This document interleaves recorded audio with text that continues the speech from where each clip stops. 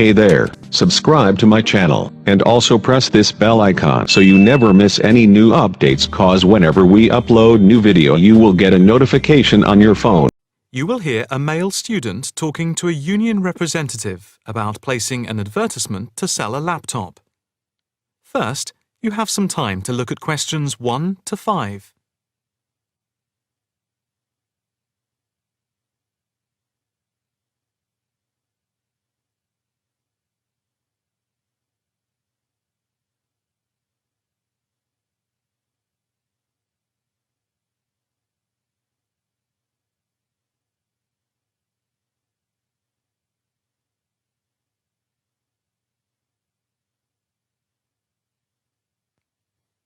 Now the test will begin.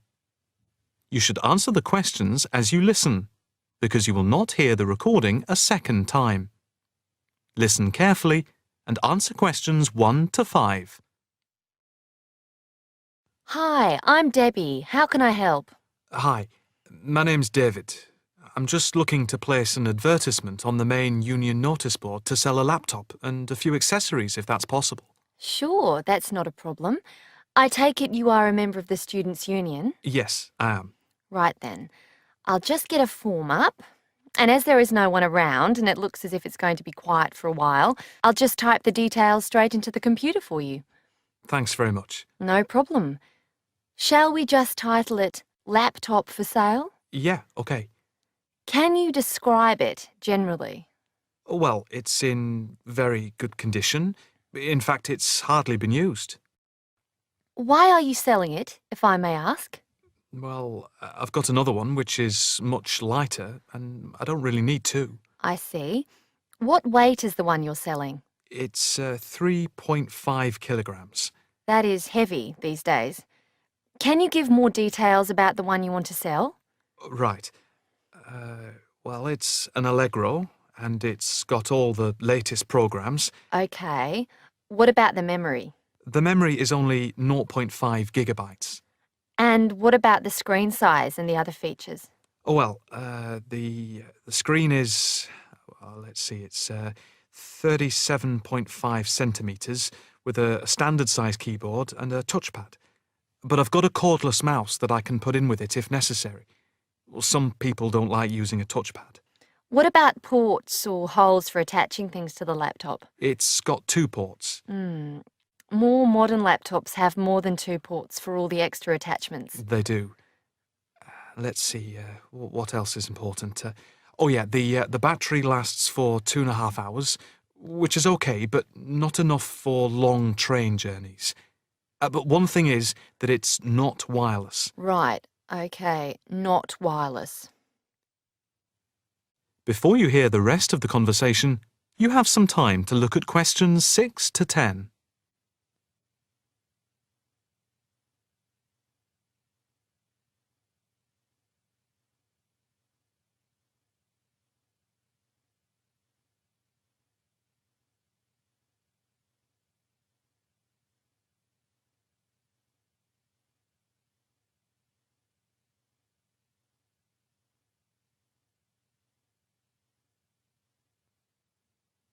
Now listen and answer questions 6 to 10. Anything else I can put on the advertisement? There's a webcam built at the top of the screen, and I can throw in a printer, a scanner, and headphones, which I got with it in a special deal. It also comes with its own case for carrying it around. Actually, the case is quite smart. I'm hoping these things will help it sell. They should do. Right, I think I've got all that. How much do you want for it? That I'm not sure about. It's worth about £900 to £1,000 new. Yeah, but you won't get that much if it's used, and even if it's in good condition. What about £500? I doubt if you'd get as much as that. More like £200 or £300. If you look at the notice board, there is one on there which is comparable to yours, and it's not more than about £250, I think. As little as that? I'm afraid so. Shall we say £300? OK, put that. Can I take some contact details for the advert? The name's David Bristow. B-R-I-S-T-O-W.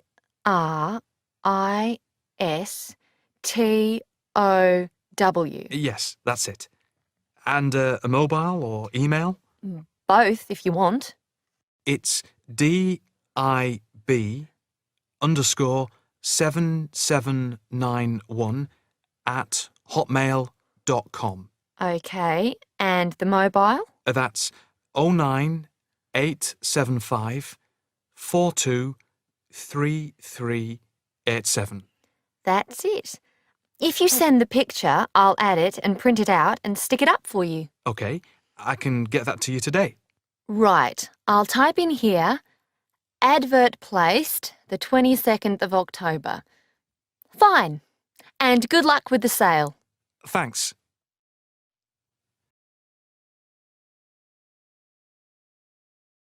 That is the end of part 1. You now have half a minute to check your answers.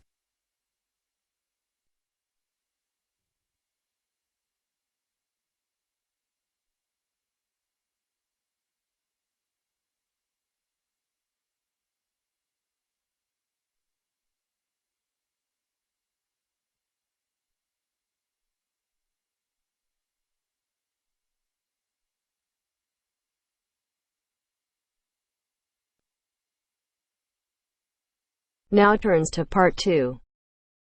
Part 2. She's going to talk to us today about the pleasures of running her own business. First, look at questions 11 to 14.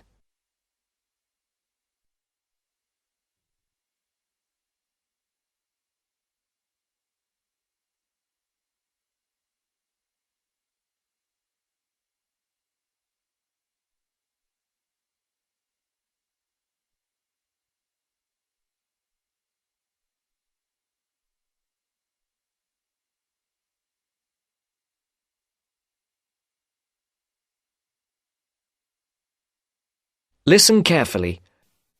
Good morning and welcome to this month's Small Business Club meeting. I'm very pleased to welcome Amy Lynn, who owns and runs a catering business in the local area. She's going to talk to us today about the pleasures of running her own business. Amy. Thank you very much. Now, I started my business 2 years ago, selling very high-quality ready-made meals using all organic ingredients sourced from the local area. And I have to say, it has been the happiest time of my life, with sales doing extremely well. I've had to work very hard, and this has meant a rather limited social life. But I really value the fact that I'm my own boss, and I can decide what I do, when I think I'm ready to try something new and creative, and when to continue with what I'm doing, and so forth. Now, I got the idea to produce these dishes when I was visiting a local supermarket. And I looked at what was on offer in the ready meals section. Lots of low-quality, unhealthy packs. And I thought, I could do so much better. I discussed it with friends. Some of them thought it was a great idea, and others thought there wouldn't be a big enough market for such expensive products. But I went ahead with my idea anyway. And, as I say, it's been very successful.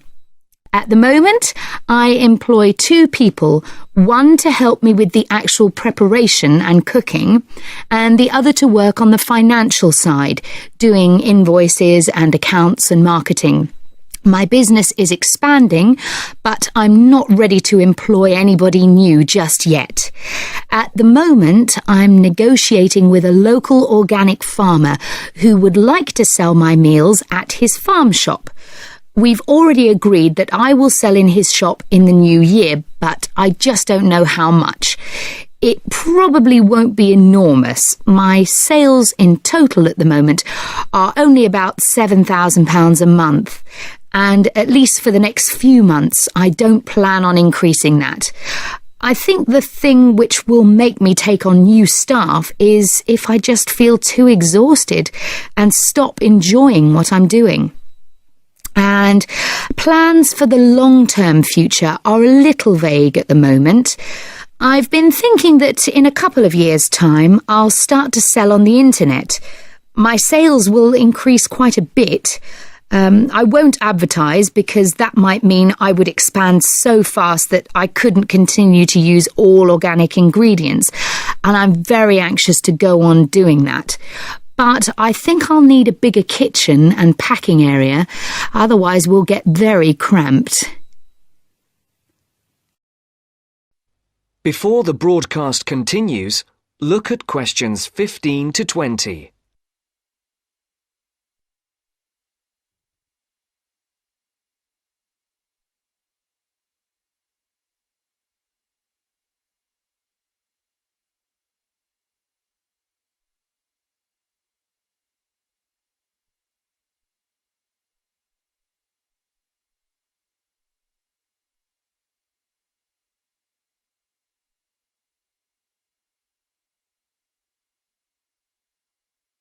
You will now listen to the second part of the talk. Now, I've emphasised how much pleasure I get out of running my own business, but of course, one of the quickest ways to lose heart is to try operating without sufficient capital. So, in the second part of my talk, I want to share with you how I got enough money to finance my business. The most significant part of my capital came from a grant from the Small Business Agency, or SBA, as everyone calls it. And this is how you go about getting it. The first thing you have to do is to draw up a business plan. Now, don't make this too long and complicated. I would say it should just be up to 2 pages in length. I've seen some people's efforts go up to 10 pages. Well, frankly, I don't think anyone will read it if it's that long. The next thing is it's worthwhile getting it checked. Now, don't rely on an accountant for this. Your best bet is to go to your bank and get them to look through it. Only if they're happy should you go ahead with your application. If all is well, then you should finalise your submission. Then your next step is to send it to the SBA. Now, they advise you not to do this by email, but by post. However, they say this situation might change in the near future. So, when the SBA receive your grant application, they'll judge whether your business idea is interesting, that is, likely to benefit from their grant. If they think it's good, they'll invite you to interview. And then the successful candidates can get a maximum of £20,000. I got £18,000, which wasn't quite the top amount, but still enormously useful, as you can imagine. Now, if there are any questions, I'll be happy to answer them.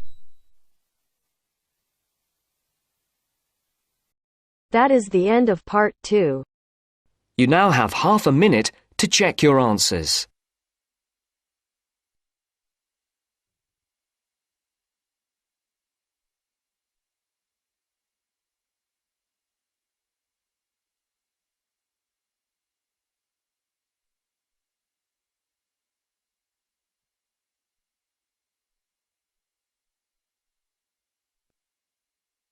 Now turns to part 3.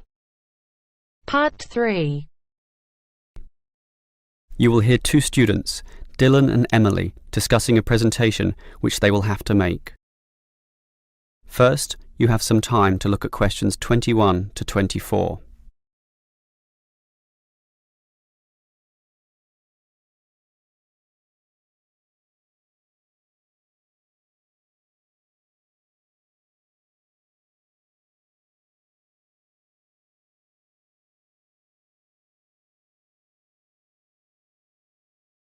Now listen carefully and answer questions 21 to 24. OK, Emily, as you know, we've got to do this presentation together. I know, I'm a little bit nervous about it, standing up in front of all those people. And what if the presentation fails? What if... Don't worry, I've been reading a book about giving effective presentations. It's not that hard, but the way to do it is certainly not always obvious either. For example, do you know what the most important part of a presentation is? The final summary, I guess. The opposite. the first minute in fact, the theory says that that first minute is when you win or lose the audience. If you lose them at that point, you'll probably never get them back. So that's why you need a hook. A hook? You mean like when you catch fish? Yes, I mean, not exactly, but yes, we want to catch the audience, right? So we need to start in a way which wakes them up, gets them interested, and makes them watch us. I see. Basically, no matter how good our presentation is, if the message doesn't get across, the presentation fails. So we need to give a fact which really amazes them, or an interesting story, or pose a dilemma which makes them think, something they can really puzzle over.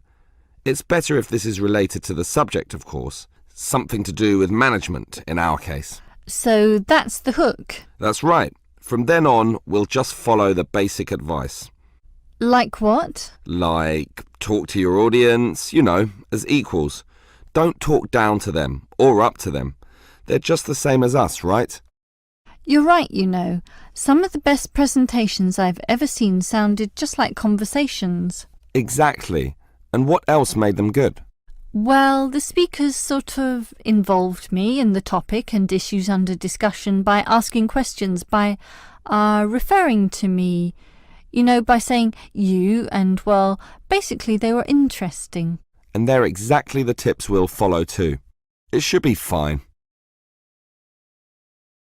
Before you hear the rest of the conversation, you have some time to look at questions 25 to 30.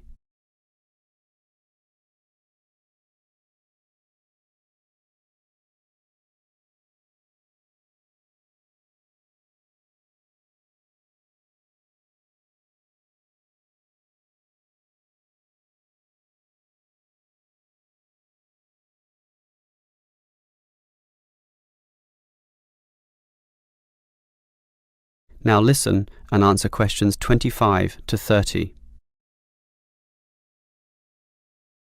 Emily, I think this will be a fine presentation, but how are we going to divide it up?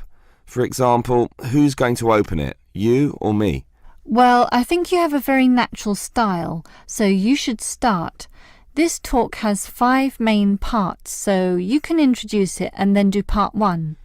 That's the historical context or background to the issue. Yes, then I'll do part 2 about current views. You do part 3 and I'll do part 4, leaving both of us to handle the question time. I'm okay with that.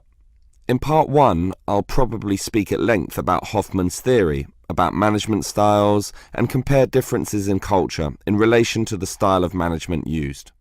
That sounds good. Those differences are important and certainly relevant to the current times. Hoffman makes some excellent points too on this issue.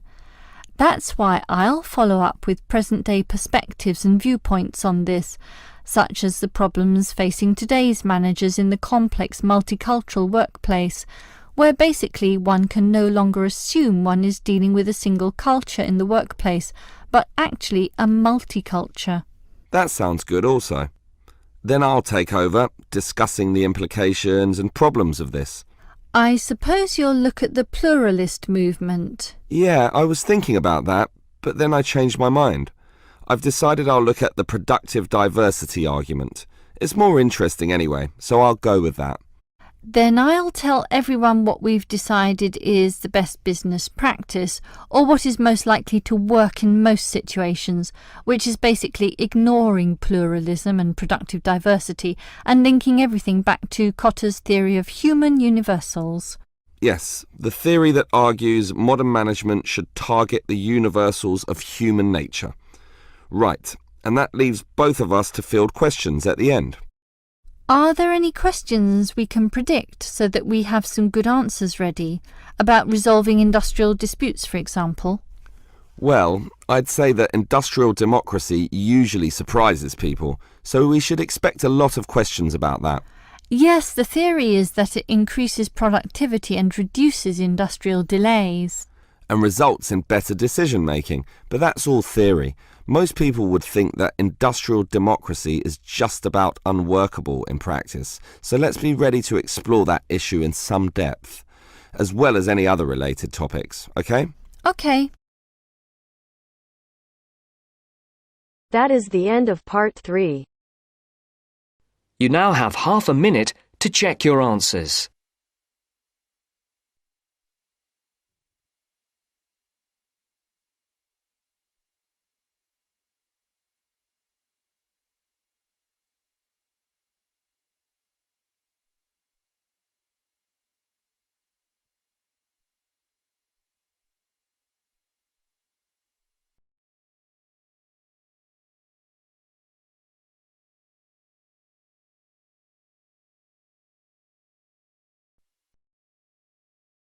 Now turns to part 4. Part 4. First, you have some time to look at questions 31 to 40.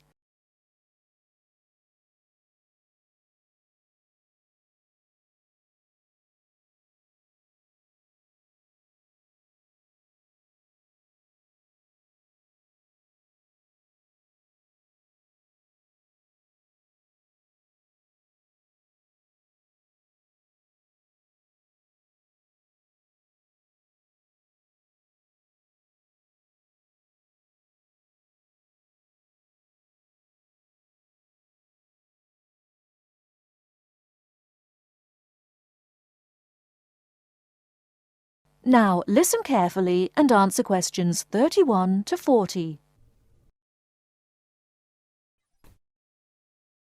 River dance is an expression of modern Irish culture, but it is based on a culture which had its golden era from the 6th to the 9th century. Before that period, Irish culture was oral and based on a love of complicated stories and poetic styles. But in the 6th century, something wonderful happened. Writing was introduced by missionaries. From then on, the culture of Ireland began to develop in ways impossible before and had considerable influence in Northern Europe in the period up to the 9th century. With the invasions which began in the 9th century, this golden age collapsed and there never was any real recovery. There were no wealthy kings to sponsor the poets and scholars, so the tradition survived only in a form which the peasants liked. The love of story and song did not die, but no real attempt was made to find a distinctive Irish style until the end of the 19th century, when Irish nationalism began to influence writers, in English called Anglo-Irish literature. There are many famous writers from that period. There is also William Butler Yeats, George Bernard Shaw, and Samuel Beckett, all of whom have received the Nobel Prize for Literature. In all, Ireland has received the Nobel Literature Prize 4 times. When you consider we have only a population half the size of Beijing, you see how unusual that is. Now, let me talk about the music. The Irish love of music has succeeded in surviving the change from Irish, the native language, to the language of the invader, and has once more begun to blossom and become influential outside the country. Irish music was reduced to being the language of the country people and was dying out as people moved to the cities. Young city people did not want to listen to peasant music, although we were all told it was important. Some efforts were made to make it attractive to city people, but largely without success. More recently, this has begun to change, and since the 1980s has taken off. But modern Ireland has been looking for more than just a revival of traditional music. Many of the most famous popular singers in the world are Irish: U2, Enya, the Cranberries, and many others. There are 10,000 people employed in Ireland in the music industry. Riverdance is an expression of that new interest in the old and that ability to understand the new.